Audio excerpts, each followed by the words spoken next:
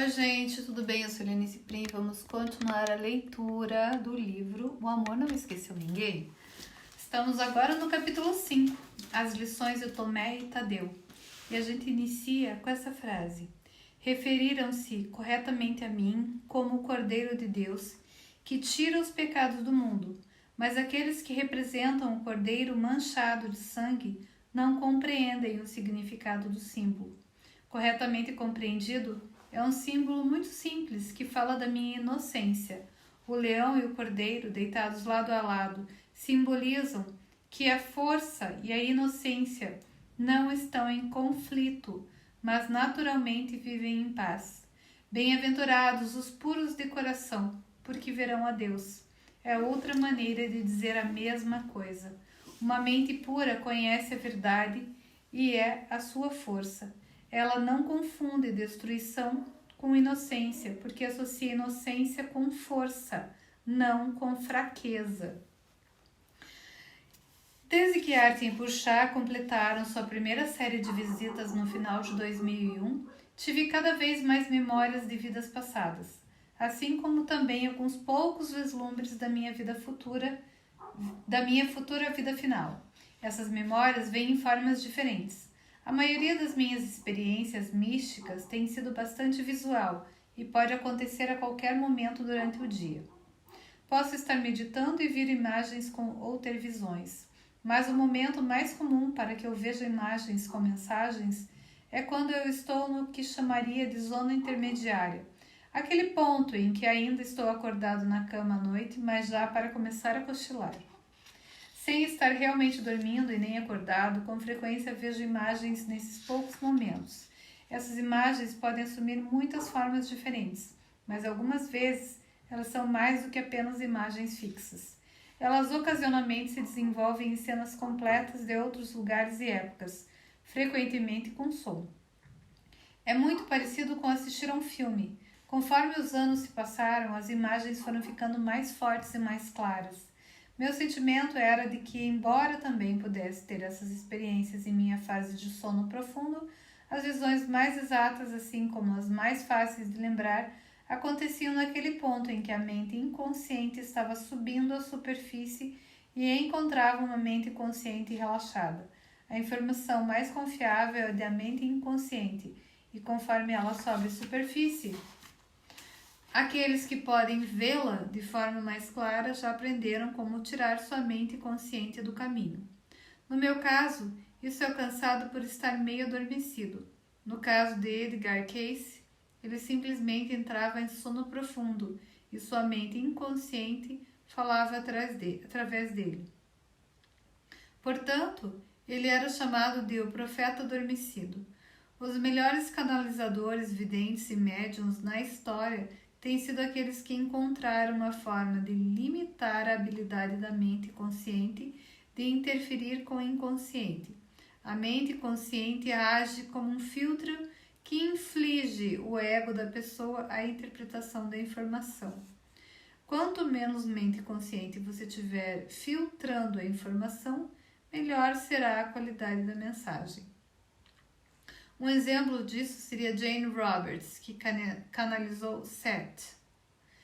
Ela abandonava por inteiro sua mente consciente e permitia que outro ser se manifestasse completamente através dela. O melhor médium que já vi é George Anderson. Ele mantém sua mente consciente ocupada rabiscando um bloco de desenho. A precisão da informação que vem da sua mente inconsciente é espantosa. Ele não tem que fazer perguntas às pessoas como a maioria dos videntes e médiuns. Simplesmente dá a seus clientes um fluxo contínuo de informações que os deixa espantados. Geralmente tiro minha mente consciente do caminho, meditando ou quase dormindo. Sim, algumas vezes tenho visões quando pareço estar bem acordado, e sempre estive acordado quando vi Artin e Purchá. Mas a informação que veio deles não foi apenas da minha mente inconsciente, também veio das manifestações do Espírito Santo. Assim como a voz do curso foi uma manifestação do Espírito Santo. Em relação às minhas lembranças de vidas passadas, entendi que essas vidas eram sonhos em série e que seu único valor real era aprender como usá-las para o perdão, especialmente porque aquelas mesmas lições de perdão me estavam sendo apresentadas novamente nessa vida. A forma pode ser pode ser diferente, mas a lição e o significado são os mesmos. Olha aqui, gente, que legal. Entendi que essas vidas eram sonhos em série. Continuando, conforme vamos aprendendo essas lições, é sábio nos lembrarmos de que mesmo a reencarnação é uma ilusão, porque nós nunca realmente encarnamos em um corpo. Nossa experiência é o que Einstein chamou de uma ilusão de ótica da consciência. Sim, parece e nos sentimos como se estivéssemos em um corpo, mas isso é apenas um truque do ego, uma falsa experiência. O corpo não é real, ele é apenas uma parte da mesma projeção, assim como o resto do universo. Em relação a como recordei essas vidas de sonho, a maioria dessas memórias veio quando eu estava na cama. Isso é, até a 5ª visita dos meus professores nesta série. Tem uma nota aqui, tá? A nota fala assim: para aqueles que não estão familiarizados com as diferenças, um vidente, em geral, lida com mentes que parecem estar encarnadas, embora nem sempre, enquanto um médium lida exclusivamente com mentes que fizeram sua transição para o outro lado. Canalizadores têm outros seres falando através deles. Ellen Schuckman provavelmente foi a maior canalizadora que já existiu por causa da qualidade da informação que transmitiu. E ela foi incomparável no sentido de que não teve que alterar sua consciência para que Jesus pudesse se comunicar claramente através dela. Mas sua mente consciente estava distraída para ver as palavras que Jesus falava para ela e por transcrevê-las em seu tipo particular de estenografia. Entretanto, pelo fato de ter se tornado conhecida simplesmente ouvindo a voz de Jesus, ela desencadeou uma onda de canalizadores de imitação que afirmavam estar canalizando Jesus sem nunca entenderem a quantidade de filtragem que estavam fazendo.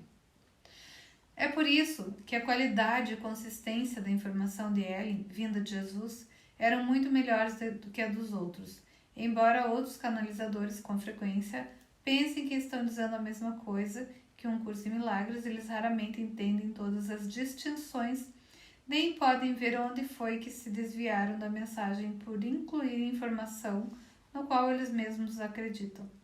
Muitos deles inventaram suas próprias versões do curso pensando que era um aperfeiçoamento ou continuação do curso, quando a verdade é que eles estariam melhor aprendendo o original em vez de inventando outro. A informação que estavam canalizando era filtrada por seus próprios egos. Por que não se ater à coisa real? Para revisar, nos anos anteriores, eu tinha tido memórias nítidas de uma vida como membro da família do faraó no Egito Antigo, assim como Judas Dídimos Tomé, agora chamado de São Tomé. Vou fazer uma pausa aqui, porque eu também tenho uma visão de uma vida no Antigo Egito e é muito, muito clara para mim. E não foi uma vez, foram várias vezes.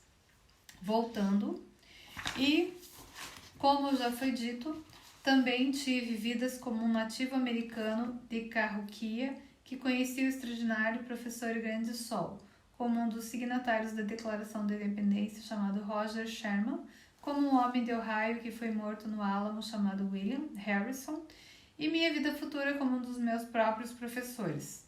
Mas também vivenciei diversas memórias na forma de visões de outras vidas onde ainda não consegui identificar os nomes das pessoas que fui naquela época, ou as pessoas que conheci, embora algumas vezes pudesse. Foi no início de uma tarde de terça-feira que vi meus amigos ascensionados novamente. Suas visitas em geral não eram previsíveis, mas algumas vezes eu tinha um pressentimento quando eles estavam vindo. De vez em quando eles passavam meses sem aparecer, me dando tempo para integrar e praticar suas palavras em minha vida diária. Nessa ocasião, Puxá começou a conversa. Oi, Gary, como a vida anda tratando você? E a gente vai parar por aqui, porque temos muito a pensar. Você já conseguiu ver a sua vida? Pode ser que você tenha feito uma hipnose ou algo assim, mas às vezes a gente consegue ver as vidas porque a gente está ligado a isso, né? Eu fiz uma terapia numa pessoa que ela me puxou para o campo porque nós dois tínhamos coisas a resolver. E eu morava numa comunidade tipo Viking na Noruega. E foi muito interessante. E eu vi que tudo que eu tinha que fazer ali era perdoar. E quando terminou a sessão, aquele meu paciente, ele tinha me matado naquela vida. E eu abracei ele e falei, tá tudo certo, tá tudo perdoado. Tudo que a gente tem que fazer é para perdoar. Não é para achar que, eu fui um faraó, ou eu fui isso, ou eu fui aquilo. Isso não importa. O que você foi não importa. Desde que você aprenda aquela lição pro perdão. E é isso. Um beijo no coração de todos.